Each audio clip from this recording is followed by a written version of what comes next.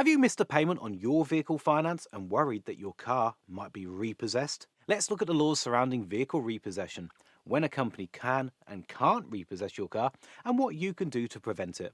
These days, around 80% of all new cars are bought with hire purchase agreements. This means that while you get to use the car as your own and enjoy the privilege of paying all the running costs, it technically remains the property of the finance provider right up until you make the last payment.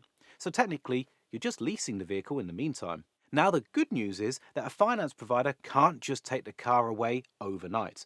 There is a process that they have to follow, and you'll have had to have missed at least 2 payments before the lender can even consider repossession.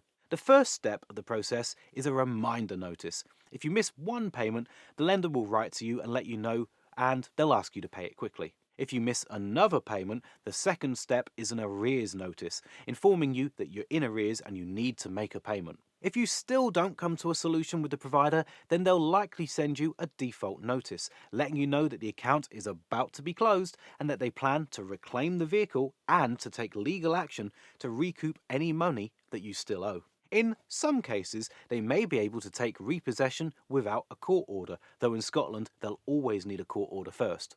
Additionally, if you've already cleared more than a third of the finance agreement, then the lender can't repossess the vehicle without getting a court order first. Once your car is repossessed, it will be sold at a car repossession auction, and any difference between the sale value and the remaining amount on the agreement becomes a debt that must be paid. But there is a way to avoid repossession. It's called voluntary termination. Under the Consumer Credit Act, you can voluntarily terminate your agreement if you're unable to repay, but there may be a price to pay, depending on how much of the agreement has already been cleared off. If you've repaid less than 50% of the agreement, including interest and charges, then you'll be asked to make up the difference. If you're interested in this option, you may want to consider taking out a loan to cover that difference, but make sure that you choose a loan provider with better repayment terms than the car finance. When you hand back the vehicle, make sure that you take plenty of clear photos to prove the condition that you returned it in. You may be asked to drive it to a registered office, or they may do a collection from your house. Beware though, a voluntary termination may free you from ongoing payments, but all the money that you've paid into the vehicle will be lost and you won't receive anything when the vehicle is sold on. If you're struggling with debt, then there are options available here in the UK.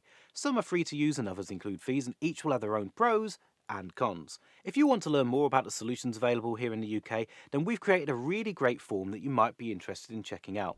Click the link in the description to get started and answer a few multiple choice questions, like the total amount of your debt, how many people you owe, your living situation, and we'll connect you with one of our trusted partners so that you can find out more and start taking steps towards improving your financial situation.